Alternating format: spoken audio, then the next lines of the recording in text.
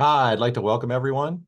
I'm Stephen Procopio, President of the Public Affairs Research Council of Louisiana, an independent, nonprofit, nonpartisan state policy organization and watchdog. Next year is a fiscal session, which means the focus is on taxes. The Landry administration has started an ambitious overhaul of Louisiana's tax system. We're hoping to have a great discussion at today, and we have gathered a wonderful panel for that. So we have Revenue Secretary Richard Nelson. We also have Chair of Senate Commerce, but also a member of the Senate Revenue and Fiscal Affairs Committee, which is probably the most important part for this particular discussion, is Senator Beth Mizell, and House Democratic Caucus Chairman Matthew Willard. We also are expecting House Ways and Means Chairwoman Julie Emerson to join us, but she is, I think, currently discussing important matters with the governor, and then we'll be in transit. So we'll hope to get her when we get her, but I think we have a great panel so far. Just a format. A lot of you have already seen some of our webinars before. Melinda and I will start some off with some broad questions to sort of frame the issue. Then Melinda will ask a few more, and then we'll turn it over to people that are watching to ask their questions. You want to put your questions either in the Q&A section or in the chat, and then we will try and go through those. We'll spend more than half of the time going through that. Every time there are usually more questions than we can get to, and what usually happens is the first 10, 15 minutes, no one puts anything, and then there's like a flood of 20 questions in the last 10 minutes. So the earlier you get your question in, the better, the more succinct it is, the easier it is for us to ask, and we will oftentimes group multiple questions of the same type together. So with that, let's just start off. Secretary Nelson, you are urging the legislature to hold a special session on tax reform. Can you briefly describe why you believe Louisiana needs tax reform, and then what are the broad strokes of what you're trying to accomplish? So, I think there's kind of a short-term and a long-term issue, right? In the short term, we have this fiscal cliff. We have a 0.45% sales tax that was enacted, 7 years ago or so. That's going to be rolling off on July 1st of 2025. As part of that, you're going to have that sales tax reduction. You're going to have the business utilities tax currently at 2% that will roll off. And then you'll have a variety, I think it's about 60 other exemptions to the sales tax that will roll off at that same time. And the net impact of that is $680 million or so in that ballpark. And I think that the projections, depending on whether you include the $200 million teacher pay raise or not, the projection is between like 350 and $580 million or something like that of what the budget shortfall will be if we don't do anything. So that's kind of the short term. I would say the fiscal cliff in quotes about why would we do this earlier rather than later, why it's kind of a priority right now. And then there's the longer term issue is that the state has, I would say, suffered from a pretty broken tax policy for a long time. I mean, the last 100 years isn't when I say long time, a very long time. We've studied this pretty extensively. When I was in the legislature, I brought legislation, had some special committees to go and look through the tax code, try and figure out what the solutions would be. And then it's been studied by many other people, many other groups, and they all kind of come up with some of the similar recommendations. And what it is really trying to cut back on some of the credits, the exemptions, and the incentives, and trying to lower the rates overall. I think the slide that you have up right now just kind of shows you kind of some of the general points we make about our current tax code. We have the highest sales tax in the country, almost 10%. With the Tax Foundation ranks us 40th overall, but I think that's projected. We're actually projected to fall because our neighboring states in the South have continued to improve their tax environment, and as a result, we're going to continue to fall if we don't do anything. We're also one of the only 3 states with the franchise, corporate income, and inventory tax, which are all based on our corporate rate, which is the highest in the South. That combination is very detrimental to seeking investment in the state. And so really that's the long-term problem. I know everybody is aware we've had pretty significant out-migration challenges. We've lost, I think, almost 80,000 people in the last couple of years. And so we're only state in the South that's really seeing those numbers. And it's, I would say that the tax code is one of the major drivers of why Louisiana fails to get ahead. And it's not just from a tax policy perspective, but it's also, this is how we fund government, is through taxes. So, I mean, it really touches everyone in the state, and it touches everything in the state, because this is how this is really how you run the railroad. And that's why I've been such a big advocate for tax reform in the past and continue to push that. But the broad strokes of it are really just look at other states that's been successful, look at the recommendations that have come out from the last 40 years of studying this problem, and really trying to make the state more competitive. All right, let me clarify. That was from a presentation the secretary gave to a joint committee. That was not a PAR slide, so we just want to make sure that's clarified. What we can put the whole presentation in the chat later, so y'all can look at it. And for those of you watching on YouTube, this will be put there later. We'll try and make sure that's somehow linked in our YouTube channel. Now, for the legislators that are here. So do you support having a special session to debate tax issues? And if so, when? And what do you want to see changed? Or what do you don't want to see changed? Yeah, I would support a special session. I'm in my last term, Steve. I want to make as much steps forward to those things we've been seeing my whole 3 terms, is that we've seen Louisiana continually at the bottom of these lists, and anything that we could do to bring about innovation and to have the rest of the country look at Louisiana in a fresh way with and kind of change the stereotype we've been filling this whole time, I would absolutely support a special session. I think it's to bring the rest of the legislature on board with the idea that the solutions are workable. And if those solutions are workable, then being able to move it forward. Otherwise, it would be a waste of time. All right, Representative Willard. Stephen, thanks for having me on this webinar. I mean, as it relates to a special session to deal with tax reform, I would need to see specifics before I could weigh in on that. What I would say is, if the intent of the special session is to avoid a fiscal deficit next year so that we can budget properly, then I would be open to having those discussions. So if the session was done in a timing frame where the decisions made would allow us to not face a fiscal deficit as we go into the regular session next year, then I think that's a conversation worth having.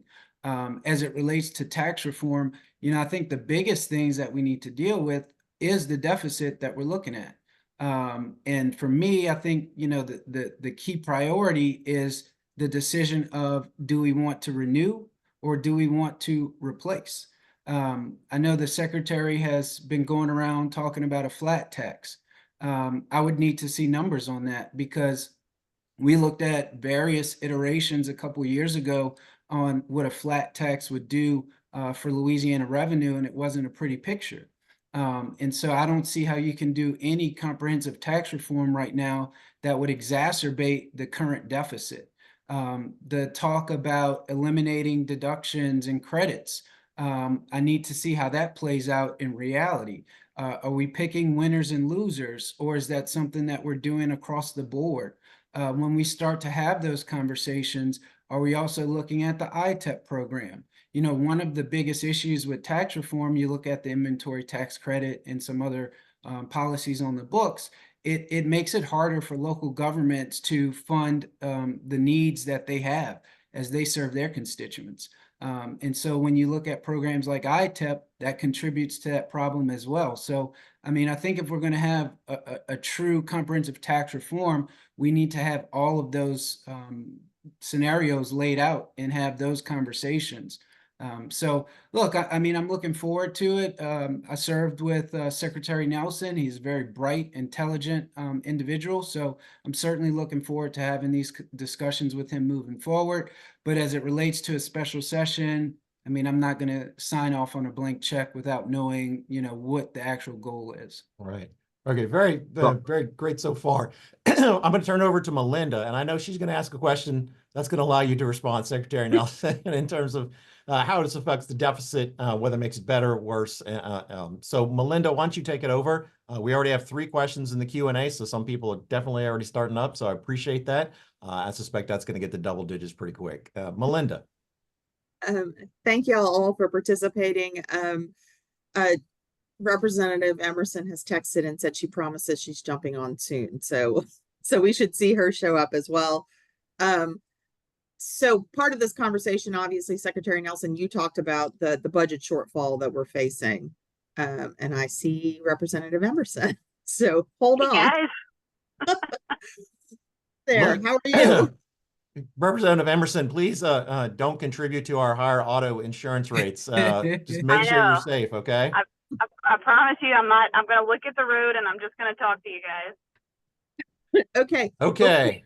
Before we go back to Secretary Nelson, Representative Emerson, we let your colleagues answer whether or not they support having a special session on tax reform issues and what they would like to see accomplished if there is one. Can you talk about what you are interested in seeing and if you think a special session is required for that? Yeah. Obviously, if we do decide to go into a special session, the goal would be to have a package ready to go, and we're kind of in the middle of in a meeting about that just a little bit earlier. So the goal certainly is to have a package ready to go, and I think Secretary Nelson could also speak to that a little bit as well. And then of course let members know what we're thinking, and kind of have some things already set in place. If there are any things that we need to put as a constitutional amendment, then we could probably get them on the ballot in early 2025. And I think anytime you do tax reform, it takes a little while. Everything other than sales tax takes a little while to start taking effect. And so, I think we want things in there as early as possible, and that's kind of the reason and the push for the special session.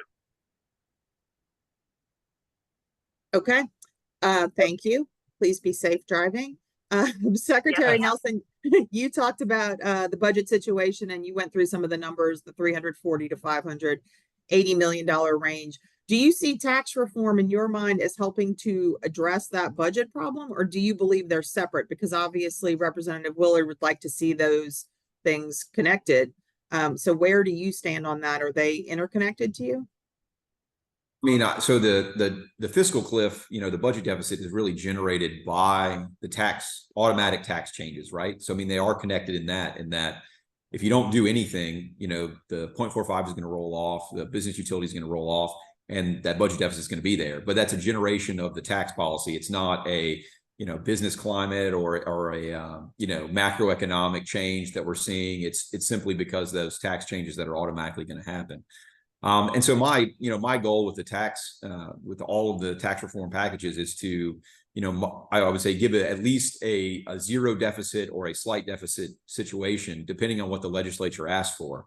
I can tell you what rate will present what deficit, and I look at it as my job is to, give you the most accurate, number on that possible. But I would also, like I said, is the structural change to the system is what's really important as well. Is that, however much money you got to raise, we should raise it in the most competitive way possible. And so, to me, the spending side of the question is somewhat separated from that. But, the deficit that we're seeing or we're forecasting is generated by those automatic tax changes. So I would like to see basically a stable tax policy that makes us more competitive. And I think that can alleviate a lot of these deficit concerns moving forward, which is, I would say, a double win. Is one, we can create certainty in the budget and what's going to happen. And then two is that you really do those structural changes that have kind of evaded us for the last half century and made the state much more competitive.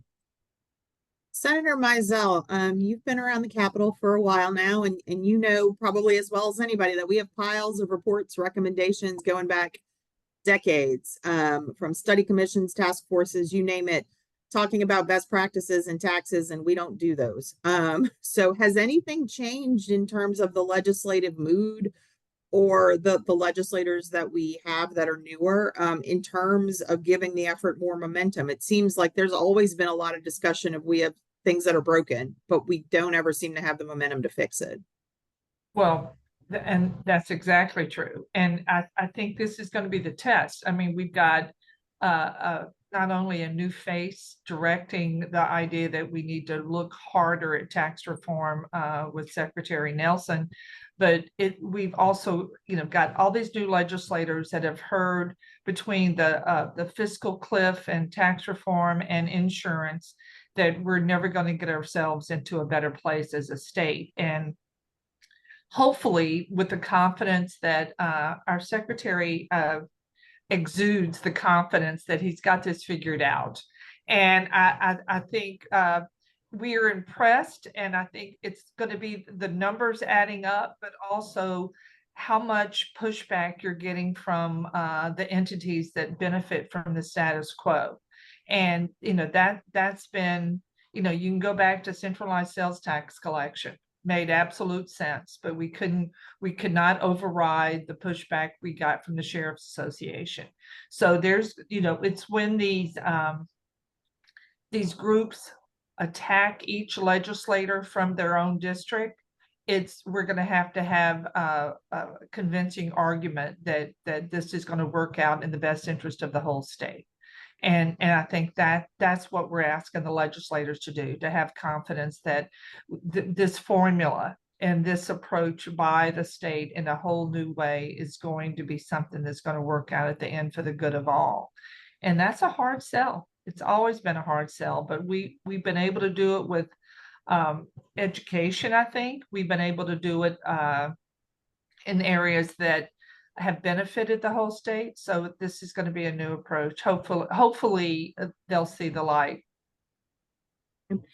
Secretary Nelson, we have several questions about the part of your proposal that involves a flat income tax rate with a higher standard deduction. Lots of people bringing up the concept that a flat income tax is considered more regressive, and that it could cost the state, hundreds of millions in lost tax revenue. So can you talk through why you are supportive of a flat tax rate, and then where you see making up some of that money if changing to that causes us to lose some revenue? Sure. So, I would say that raising the standard deduction is what makes it, not that aggressive of a change, right? So, we're basically going to wipe out the lowest tax bracket that currently pays. So, the bottom, currently the standard deduction is $4,500, and we're going to make that $12,500, which matches, that lower bracket. So, the lowest paid or the lowest earners would now see a lot of their liability wiped out from that change. I'll point out that 3.8% is about the break-even rate, so that, if you had a 3.8% flat rate tax, then nobody in the state would have an increase in their income tax liability. And so really, I think that it makes the state more competitive to have a lower income tax. Obviously, I've advocated in the past to get rid of it. I don't think that that's really, I don't think that's in the cards immediately. You see these states like Texas and Florida, Tennessee, which are all right by us. They've, really been booming. I don't think you have to get rid of the income tax to be competitive. I think if you have a lower rate structure, especially with a lower flat rate, I think it's that high top marginal rate that really impacts people's behavior. And then, so that's the idea behind getting that down and having it as a flat tax. A lot of that money would be driven by recognizing the revenue from the 0.45, using that surplus that we've seen recurring from that to reduce the income tax rate, using some of the money from shifting from, like the revenue stabilization fund and how we balance that, using some of that money to reduce it as well. And then also the expansion in the sales tax realm on some of the things that we've tried in the past, tax some of that extra services, get rid of some of the exemptions. There's 223 different sales tax exemptions. So trying to consolidate some of those and knock off some that I would say are more very special interest driven versus like there's an actual tax policy purpose for it. And then also the digital goods and services, which we've, something that around the country they're struggling with, taxing some of the things that are streaming or downloaded that, previously you would have gone to Office Depot or you would have gone, you would have gone to the store to buy, Best Buy, but now you're downloading it or you're streaming it or you're getting some kind of subscription. So trying to tax some of those online transactions, using that, and then using that money to reduce the income tax further, right? So that's kind of the balance of where you pay for those income tax reductions. And I think it makes the state more competitive overall, at least in the personal income tax realm. That's kind of the calculus that goes on through that. And it's similar to what's been done around the country. Arizona, North Carolina, Kentucky has gone through a similar process like this. And that's really where we're taking inspiration on, what works and how to get there. Representative Willard, how do you feel about a flat tax? Is that something you're interested in? Not particularly, no. As you said, it is a regressive tax. And I think anytime you move to a flat tax, ultimately, you're going to have winners, you're going to have losers. I do appreciate that the secretary is also proposing to increase the standard deduction, but we'll need to see a chart of how this breaks down. Because if you're going to go to 3.25, I think is what he's saying for the flat tax, that means you're giving a tax break to a lot of filers in Louisiana, which to me sounds like more of a deficit. Sounds like you're increasing the projected deficit next year. And I think that's counterintuitive to what we should be doing. During my time on Ways and Means, I've heard a lot from my colleagues that say, you know, our tax structure is one of the biggest issues holding us back from prosperity with businesses. But I have a counter to that. When companies are looking to establish headquarters or expand operations or even found their company in a state, they're not only looking at tax policy, they're looking at your workforce, they're looking at your infrastructure, they're looking at your education, they're looking at your insurance climate. I mean, so there's so many factors that they're weighing in. In order for us to put all of those pieces of the puzzle together and present a beautiful, holistic approach, we need revenue, right? We have to continue investing in our universities. Today, appropriations was meeting, talking with some of the departments about how they can, I guess, streamline operations and cut costs.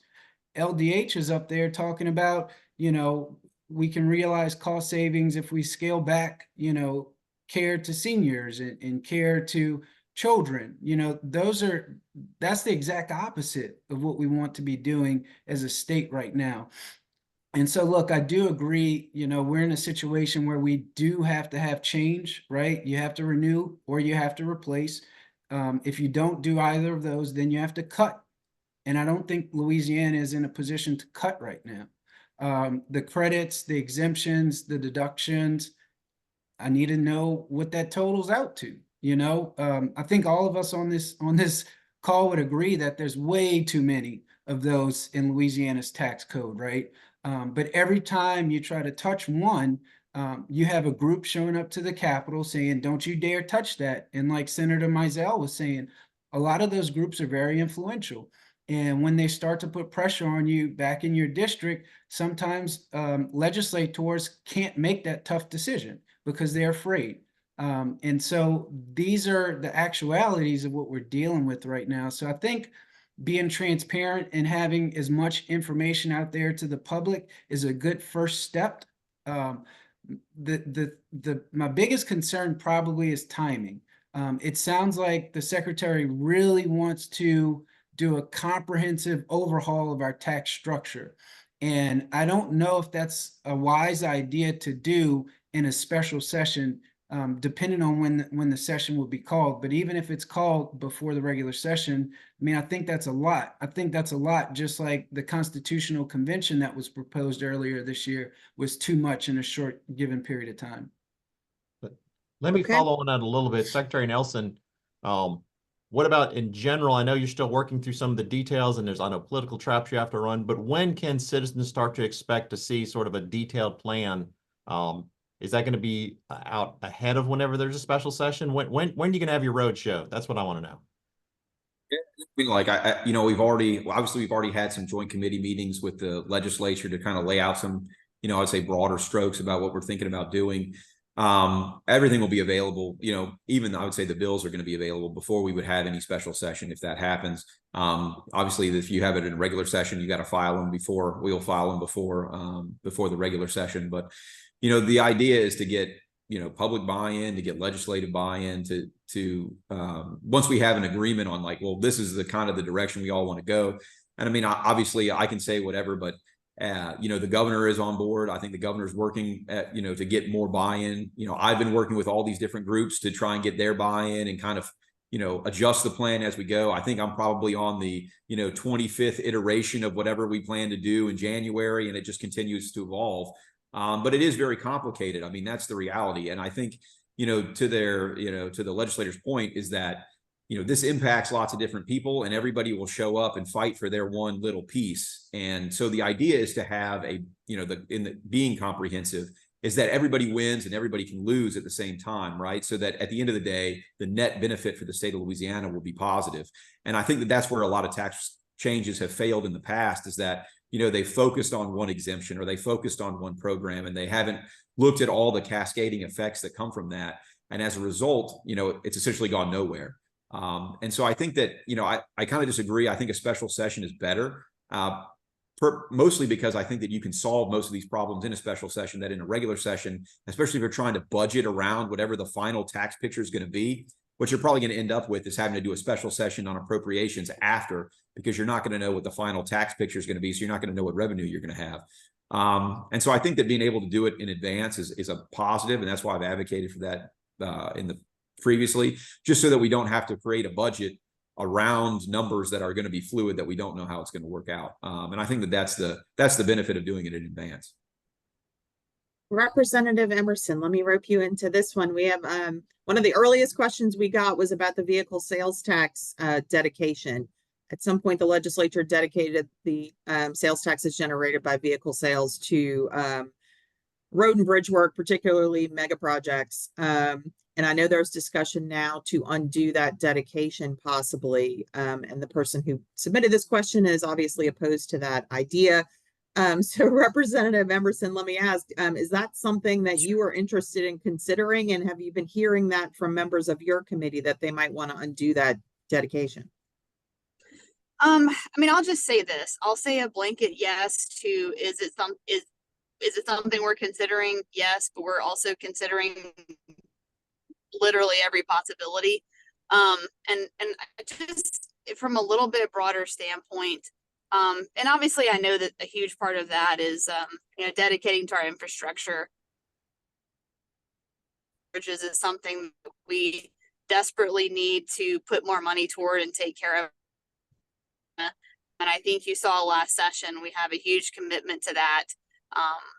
Taking that, which I think has been some of the largest investment into DOTD priority projects. And so just because that's something that's on the table potentially, it doesn't necessarily mean that it's in an attempt to sweep it and not concentrate a lot on our infrastructure projects.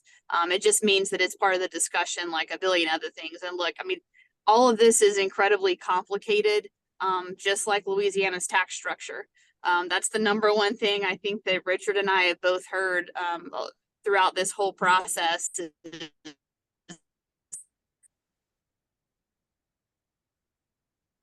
Okay, I think we've lost Representative Emerson for a minute. Is much higher than other states. It's just that it's so incredibly complicated.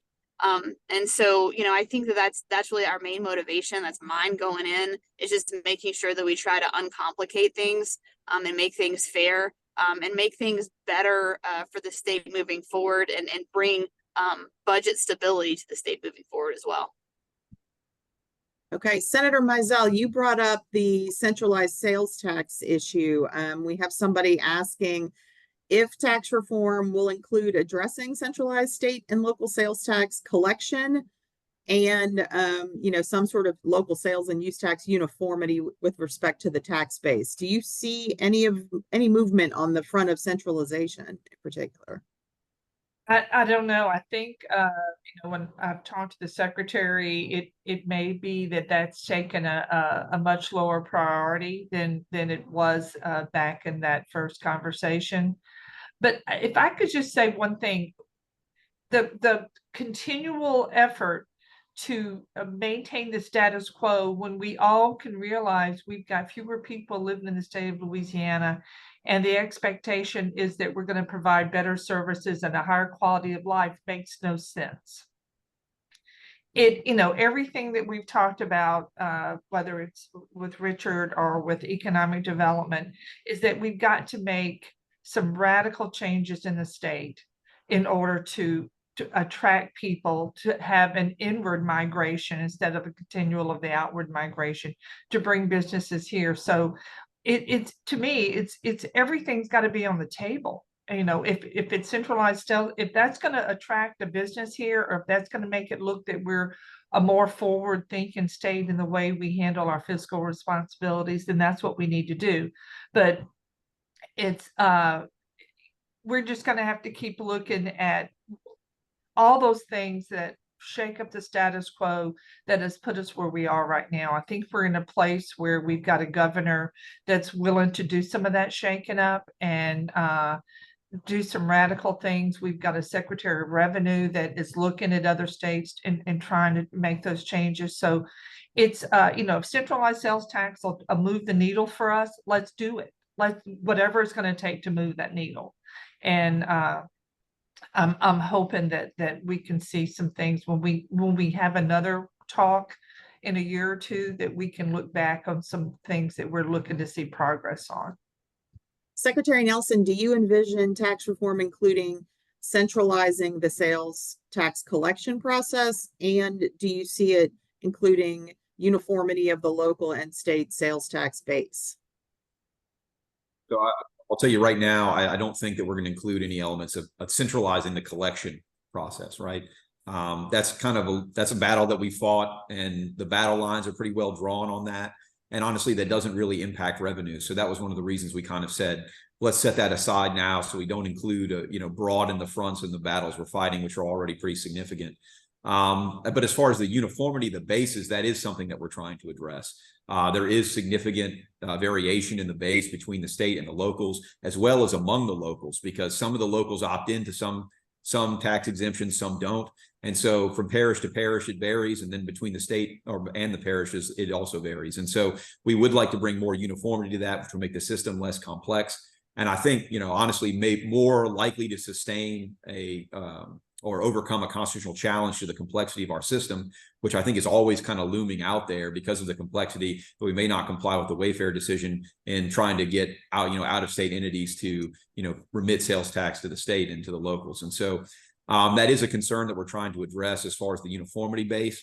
And how far we're able to go with that, I think, is part of that discussion on how many exemptions and exclusions that we can touch to try and bring it together. Okay. Representative Willard and Senator Mizell, I know y'all have both been big advocates of early childhood education. We have a question from someone asking about early literacy programs and if there is a way to leverage tax reform to generate more money for the early childhood education system. I don't know which one of you wants to jump in first on that. If I could, if you don't mind, we had an early childhood commission meeting yesterday afternoon. The frustration is huge because we keep having the same conversation and cannot seem to get over the obstacles with convincing the rest of the legislature that it's a worthwhile investment. So we're looking at more of an emphasis on private investments, trying to think outside of the box, that we've approached it the same way every year, asking for millions of dollars from the state, that it just seems that no one is convinced that it's a worthwhile investment when we all know that it's the game changer in so many ways. I mean, I won't get in my soapbox about early childhood, but I can tell you this, there's going to be a more creative approach to finding funds for it. Several of us are going to a conference with the Hunt Institute this week, and I'm hoping to come back. Several governors are going to be there from other states, and again, following the secretary's idea with following the lead of states that have succeeded at these efforts. I'm hoping we come back with some really good ideas on putting some fresh eyes on some funding opportunities. If we could get private industry to take a greater role, municipalities to put a value on given opportunities for people to go back to work, we've got some opportunities to affect that. Representative Willard? I don't know. Basically, I don't know if we're going to get more money from the state. Well, Mizell, Yeah. Please know that I support anything you're trying to do in that area. We agree. I think early childhood education is one of the best investments that we can make as a state. I think the problem is the unpredictability of the funding that we dedicate to early childhood education every year. So look, if we're going to do comprehensive tax reform and we can figure out a way to dedicate some funding or make it more predictable for early childhood education, I'm all for that. I'd be excited to do that. What I will say is, depending on final numbers and the final approaches taken by the governor and the secretary, if revenue is decreased, it makes it that much harder to fund early childhood education initiatives. And when we talk about population in the state of Louisiana, which we know we are losing, it's not just taxes that are contributing to that problem, right? Families want to have good schools to send their kids to. They want good infrastructure. They want additional resources. And so I think it's important as we have these discussions to weigh the downside, right? And so if we're going to make cuts to departments, what's actually being cut? What will be the exact impact on families throughout Louisiana? Families aren't, fleeing Louisiana because of our complicated tax structure, right? They're fleeing Louisiana because they're tired of getting slammed by hurricanes and having insurance companies screw over them when they try to get their claims paid. They're leaving Louisiana because they're tired of replacing their tires because of our streets and our roads and our bridges. They're leaving Louisiana because a lot of the infrastructure at our universities has not been kept up and it's crumbling. They're leaving Louisiana because our teachers are leaving the classroom and we have a teacher shortage and their kid is now being taught by a para or a substitute. So all of these issues require funding. And I think we have to balance this very carefully as we go into next year. And also, I wanted to ask Secretary Nelson, are you looking at a special session this year or next year? Because next year, the calendar is a little crazy with the Super Bowl and everything that we have going on. So if you want to answer that, I'd appreciate it. That's a very good question, Representative Willard. It's on my list too. When is the special session happening? I mean, I think you did. I said I wanted to do it right now. It would have been over if they would have been listening to y'all would have listened to me. So I mean, we could have been on the other side of this. But I mean, I would advocate to do it, as soon as we can. I mean, I think probably later in the fall or possibly early next year. It's really going to be, as far as a conversation between the governor and the legislature about when they want to have it. I look at my role as the secretary to be ready to go when, kind of like the Navy SEALs or the Marines, whatever. You're going to be ready to go whenever everybody else is. So whenever they need it. So, I mean, I work every day. Well, me and my team work every day to get everything ready and continue to have conversations with stakeholders, have conversations with the legislature, make sure that everybody bring that input back. And I unfortunately changed the plan again, which I'll tell you is always exciting. It's kind of a moving target. But I mean, I would have it. I would have it as soon as possible. But I think it's going to be, at the earliest, it would be in a few months from now, possibly this year, and then possibly next. Obviously, before the session next year starts in April. But I think the earlier you do it, the more certainty there is in the outcome because you're able to plan and budget and everything else based on that. And then also, it's like I think the overarching goal is to have this, significant change to the system that makes it much more competitive. And, when the entire world looks at, Louisiana, when we host the Super Bowl next year, I think it'd be great to have that be the banner of, hey, look, we've just made significant changes to our tax code. We're going to be, a banner for where Louisiana is open for business. And so I think that would be a great marketing opportunity for us when everybody's looking to say, hey, we've actually solved some of the problems. And Representative Willard, I'll just say, I mean, I think that, a lot of the things that you talk about, I think that those things are true. But I think the tax code is, I don't think it's an either or problem. I mean, I think we got to fix education, we got to fix insurance, we got to fix a lot of these things. But the tax code is the one thing that is 100% in our control because we can rewrite the whole thing. Education, I've worked on that a lot in the legislature. That's a difficult nut to crack. There's no real silver bullet on how to fix it. I think insurance as well.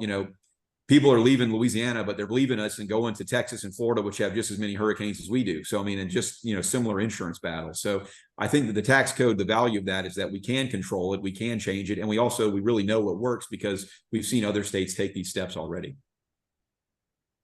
Representative Emerson, there's been some discussion about obviously the spending levels in the state and whether they are appropriate levels, if we should spend more, if we should spend less. I know you're obviously not in charge of the budget committee, but you are in charge of the tax committee. I guess I'm wondering, what kind of feedback are you hearing from members of your committee? Do they want to see, the amount of taxes that, like the revenue generated by taxes to bring in less money for the state? Do they want to see it coupled with budget cuts? Do they want to see more money generated for the state? What are you hearing from your membership?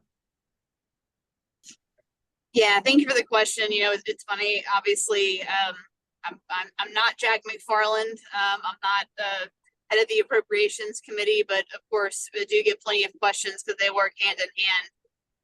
But look, I think that in all the conversations that we've had initially on tax reform, obviously, the 0.45 is rolling off this year. And so that will be a slight reduction. But, you know, every single time that we meet and every single time that REC looks at things, that deficit number gets tighter and tighter. And so, you know, I do think on a personal level, I do think that's an absorbable number at this point, but, irrespective of that, and, you know, the conversations that we've all had about tax reform initially have really been about what can we do to make our tax structure more streamlined, simpler, transparent, because I really believe at that point, you will be able to drive more businesses to our state, create more jobs, broaden the tax base, and then in turn, hopefully lower rates for everyone, because you will stabilize the structure. And so, you know, the initial comments are just about the structure itself and how we compare to other states. But obviously lowering it would be awesome, because I don't think anybody on this phone call would be mad if we had lower tax rates. I think that's a universal love of paying less taxes, but obviously you have to balance it out with everything else, and look at the services that the state does provide, and obviously taking care of our infrastructure problems. So, you know, that was sort of a all of the above answer, but look, I mean, I don't think anybody is trying to go scorched earth, but obviously we're trying to get to a point where, you know, again, our budget is more stable, and we do bring more economic drivers to our state so that we can continue to reduce rates and the overall tax burden on our people. Okay, and I guess this is the moment where I point out appropriations is meeting right now and is planning a series of meetings to discuss possible efficiencies, ways to make cuts, if they want to make cuts. Those kind of conversations are ongoing in a sort of a separate space at the current moment. We do have some questions about specific tax programs. One of them is about the historic tax credit program. Somebody who's clearly a supporter of the program talking about the projects taking several years to develop, and several are in the pipeline now, and wanting to know if changes to the historic tax credit program are on the table. So, Secretary Nelson, is that something you are asking for the legislature to rework? I would say every incentive, credit, and exemption is on the table, and so I would include that one. At the same time, if you already have the credit secured, there's not going to be any change in, you know, existing contracts. So some of the programs you enter into a contract, you get, you know, it's with LED or some other entity, some other state entity. So if you have that in the pipeline already, then it's not going to impact your credit. It would only be prospective moving forward. Okay. We also have a question about the gas tax. Somebody's talking about the lost value of the tax because it hasn't been raised in more than 30 years, and it's lower than most other southern states. Obviously, there's been an ongoing debate over the years about whether or not to raise the gas tax, change the gas tax, make adjustments. Representative Willard, where are you on gas tax? Do you think that's something that should be looked at as part of this conversation? I mean, I think if you're going to do a comprehensive overhaul of the tax structure, you definitely have to consider it. It's not something that I'm looking at. I haven't heard from any of my members who are looking at increasing the gas tax, and I would say I'm cautiously looking at really any increase in taxes right now, because I know the people of Louisiana are suffering, and you know, any type of increase will be tough, especially if it's borne across the board like the gas tax. With high insurance rates, car auto insurance rates, you increasing the gas tax makes it a little bit more difficult for people to get to and from work. So that's, you know, something that I would be cautious about, and really have to look at the numbers. But at the same time, we know it hasn't been raised in decades, and so I think that is, you know, somewhat of an argument that could be used if someone wanted to propose increasing it. Senator Mizell, where are you on gas tax or some sort of new infrastructure tax? Is that something you are interested in discussing?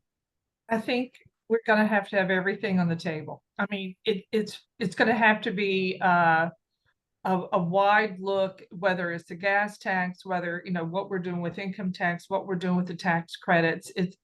It's going to take all those pieces kind of melding together to really come up with a package that's going to bring the money into the state to replace the changes that we're making to the overall approach to taxing. So, you know, I had a project in my district based on the tops. I'm not the tops. God have mercy.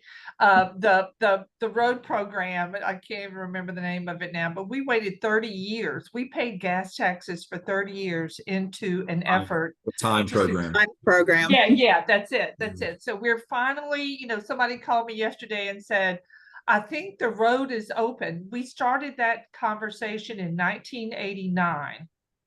And, you know, we paid the gas tax, you know, my people have paid the gas tax, hoping to see that happen. And I think we're finally getting that. But we're all going to have to contribute. We're all going to have to contribute. And the end goal is to have more people in this state contributing than the people that are here right now.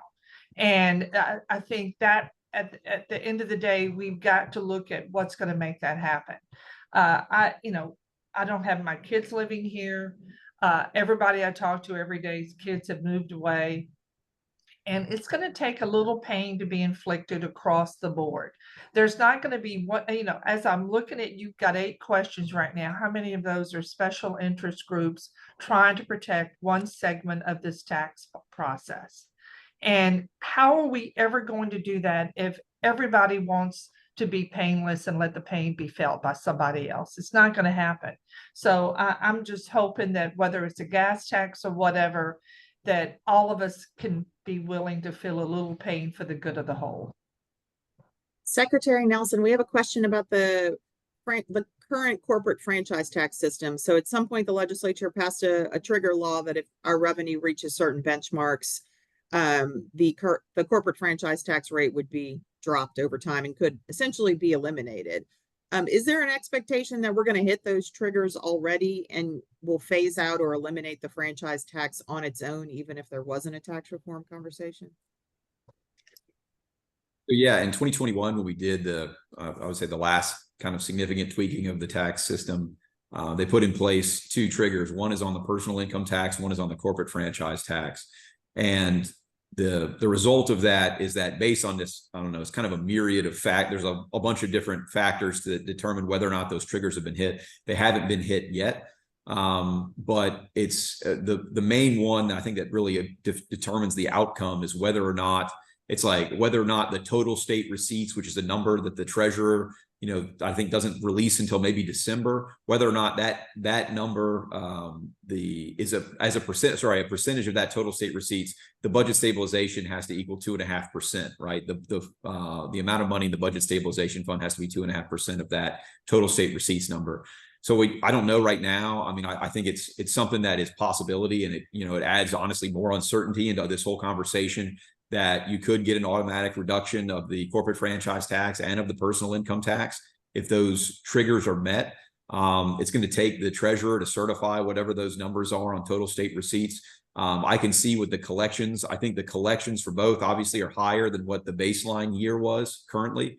But it's going to require to see if that triggers hit, and that the total state receipts number, the budget stabilization fund balance, that's the element of the trigger that hasn't been hit in the past.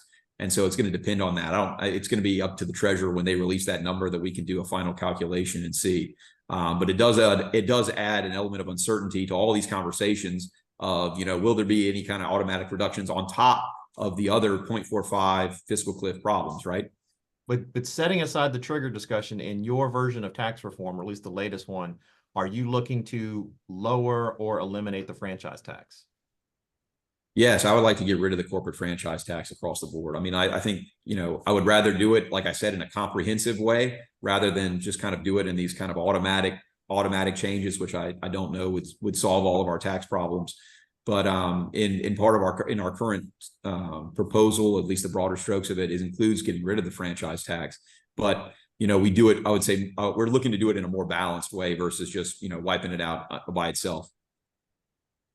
One of our viewers has brought up what I think is one of the hot topic parts of this tax reform conversation, which is the current constitutional sales tax exemption on food, drugs, and residential utilities. Secretary Nelson, are you proposing to remove that sales tax exemption in any way? And then I'll ask our legislators if they support any move in that direction. Yeah, so I mean, I would say that we're considering things. I mean, I don't know that any of those would be politically viable to change. And I've said before, I think that, you know, the prescription drugs, especially, I think would be something that we would look at expanding so the locals don't tax it as well, because both food for home consumption and prescription drugs are taxed on a local level across the state.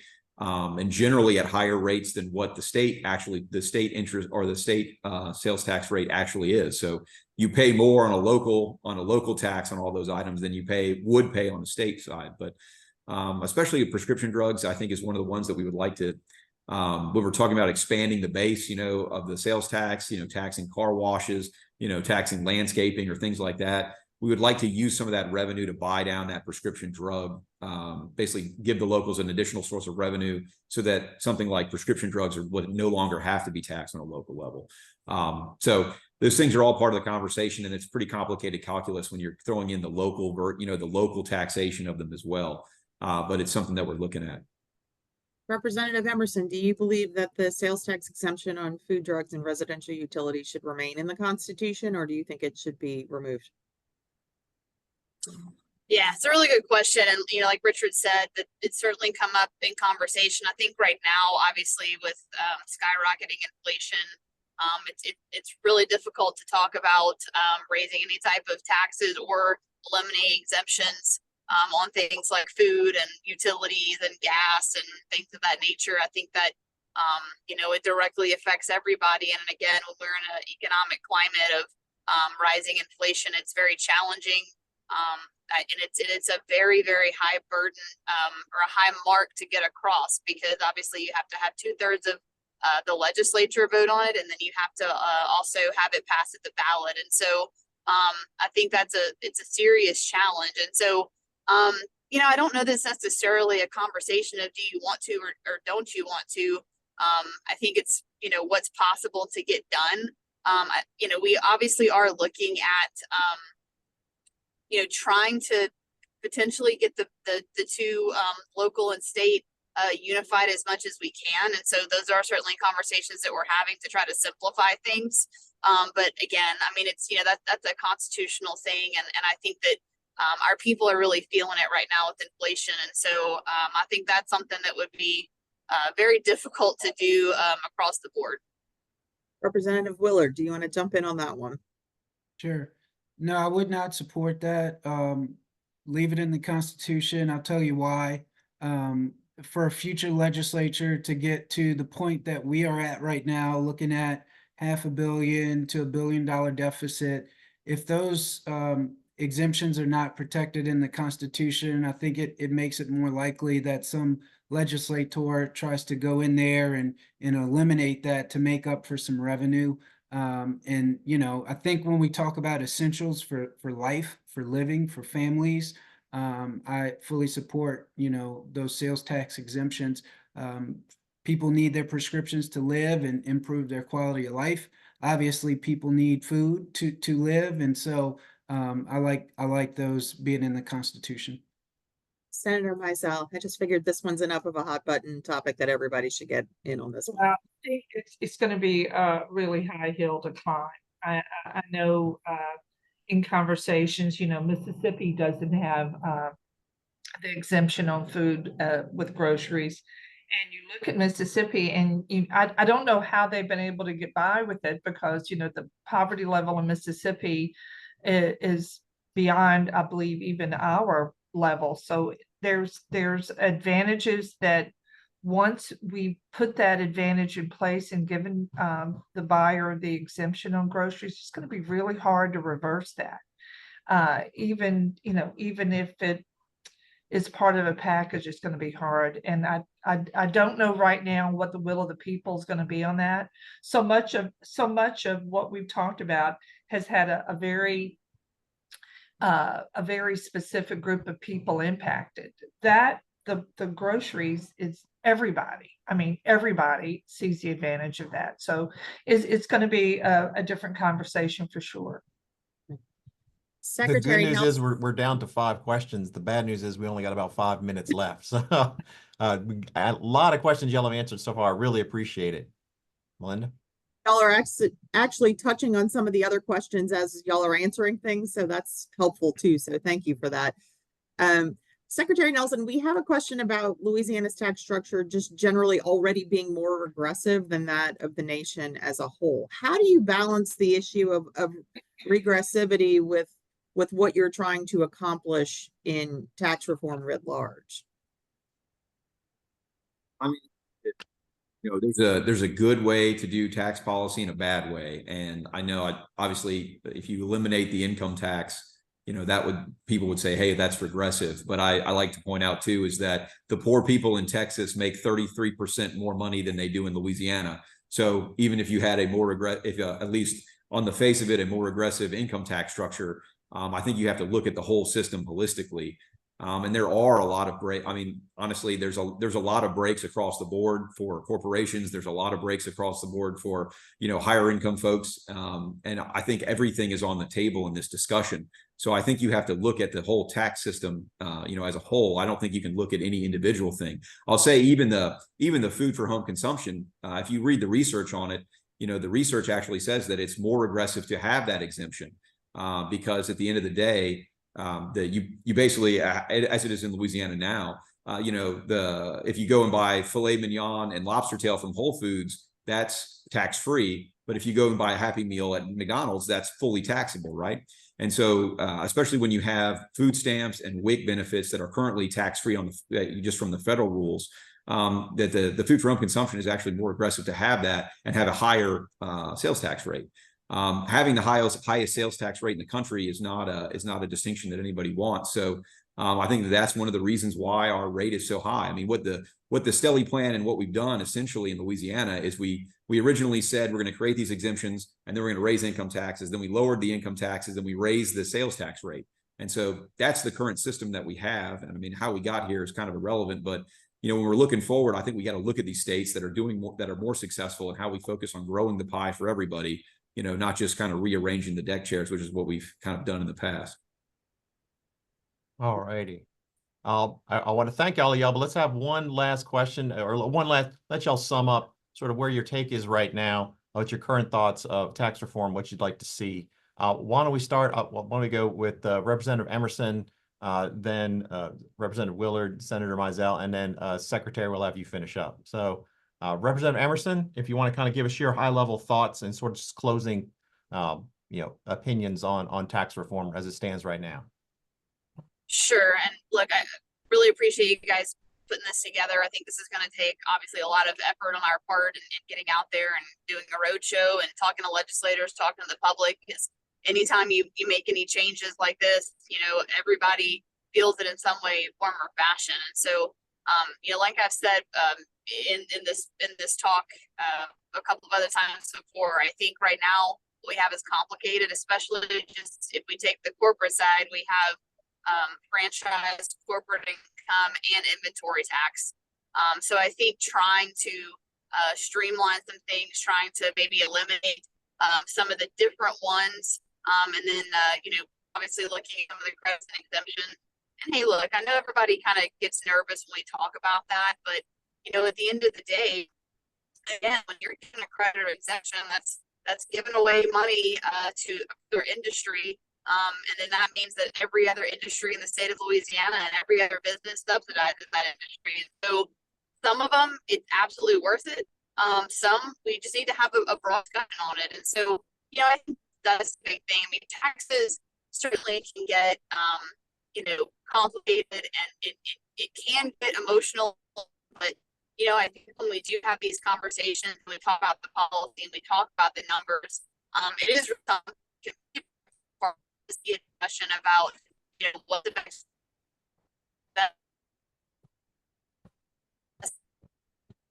You're cutting it a little in and out, and really cut out. Okay, so I'm glad we went with her first for closing statements. Representative Willard, other thoughts? Yeah. First of all, I want to thank you, Stephen and Melinda and PAR, the entire PAR team for hosting this important webinar. I think it's vital that we transparently talk about these discussions as we head into, potential special session, certainly the fiscal session next year. A lot of what is being discussed has been discussed before. When we talk about eliminating tax credits and deductions and exemptions, that's been discussed before. A lot of members 3 years ago wanted to do the same thing, but then at the same time, they voted to authorize new credits, exemptions, and deductions. So I think we need to be consistent. If that is something that we are looking at for tax reform, then we certainly should not be adding any new programs this session. Also, if I'm being completely honest, I just don't think there's any way in the world the legislature will sign off on eliminating credits, exemptions, and deductions. So ultimately, what will happen is that you will be picking winners and losers. And that boils down to people based on income, that boils down to industries based on the type of work that they're doing. The big ticket takeaway is that we're looking at up to a $700 million deficit next year. Appropriations is currently talking with LDH about how are they going to optimize and cut spending. And we know if LDH cuts spending, what's going to happen? Same thing as DOTD, right? We get worse services, less services. The families that need the support aren't getting the support that they need. Our senior citizens aren't receiving the care that they deserve. And our children aren't getting the support and education that they need as we want to provide the most successful population in the state of Louisiana. So I think we need to be very careful and very cautious. I think the biggest takeaway is we need to avert the deficit. I don't want any of our departments to be making major cuts to programs and opportunities that the people of Louisiana have right now. So that'll be probably my guiding principle as we go into the fiscal session and potentially a special session to deal with tax reform. Thank you so much. Senator Mizell? Yeah, thank you all so much. I think it's really important that when you have a conversation like this, it kind of brings the questions across the state, and the people that are going to be impacted have an opportunity to voice their thinking. Overall, it just looks to me like we're going to be in a situation where we're looking at whether it's the legislature or the citizens that are going to be impacted to make the changes, to allow the changes, and the need. And like Representative Willard said, we've got great needs. Between my district is I tell my colleagues all the time, I have tremendous needs in my district, whether it's a jail or schools or just the trying to find a way to bring opportunity to the grassroots that can bring revenue into the state.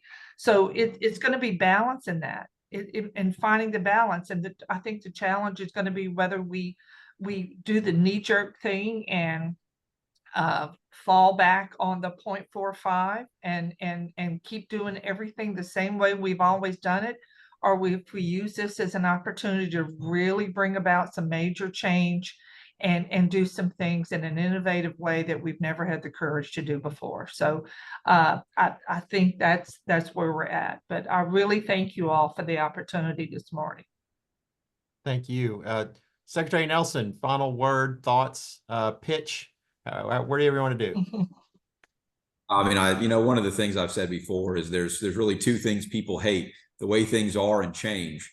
And I don't know that is more embodied in anything than the tax policy, because honestly, tax is something nobody understands. It's very complicated, but at the same time, it impacts everybody. And so I think it's really one of those rare occasions where you get to make everybody mad, and nobody really understands what it is either. So I mean, most people don't do their own taxes. But I'll tell you that my very first conversation with the governor about it, and saying our first tax reform meeting, I asked him. I said, well, where is your line on good policy and tough politics? And he straight up told me, look, I don't care about the politics. Like, let's do the best policy for the state. And I think that is the mindset that we're walking into this with, is let's do the best policy for the state. I think anyone that's involved in Louisiana politics, unless you're a fool, you're cynical of what the outcomes will be, because I don't know that anybody's ever seen significant change, especially positive change, in any of our lifetimes. And so at the end of the day, I've told this to the legislature, this is the biggest challenge that you have. This is going to be the biggest challenge of this term. But truthfully, this is the best opportunity. And I think that the stars have kind of aligned where, you know, as bad as it is to have this temporary tax stuff where we create these fiscal cliffs for ourselves, I think it really is an opportunity to make these kind of generational and foundational changes that will make the state more competitive. And, you know, I wish I had a magic wand that I could fix, you know, all of our, you know, challenges with insurance and education and everything, crime, everything else. I mean, I think we've made strides in all those arenas to try and make it better. And I think we'll see benefits from that. But the tax code, as I say all the time, is this something that we control completely. We write what the tax code is. We also know what works because we see around the, you know, around the country where people are moving, you know, so the way that we can fix these problems is to imitate those guys who have done something that works. And I think that is going to be the motivation, is what's the best policy, what works, and how do we bring it to Louisiana? And, you know, then we'll finally get to take advantage of what I would say is the royal flush of resources, you know, the Mississippi River, oil and gas, tourism, all these other things that, you know, really any other state or any other country would kill for. Louisiana has all of them. But we've had bad policy for a very long time. And until we fix that, you know, we're going to continue to see what we've seen is the outmigration and all those other challenges. So, you know, I'm really glad that we have this opportunity to talk. I'm glad that we had the opportunity to work with the legislature to try and fix these problems. And, you know, I'll tell you, every legislature I've talked to has said, listen, I want to swing for the fences. I want to make big change. I didn't come here, you know, to just rearrange the deck chairs on the Titanic. I want to fix it. And I want to fix it for my kids and my grandkids and all my neighbors. And I think that's where we're going. And I think we're having the best opportunity that we've ever had to make those changes. Thank you so much. Thank you to all the panelists. I really appreciate it. Y'all taking time out of your busy schedule to come talk about a very complicated, difficult, and can be politically fraught, you know, topic. As I appreciate everyone that, you know, was attending and listened, and you had some great questions. I'm sorry we couldn't get to all of them, but we got through at least a dozen and a half. So I appreciate it. And for our part, well, we continue to try and educate citizens as we know more. And make sure people at least understand this topic, and then they can choose their own opinions. And just as a reminder, this will all be put on our YouTube channel, so you can watch it later and share it with other people that might be interested. Thank y'all so much. Y'all have a great extended weekend. Thank you. Take care. Thank y'all.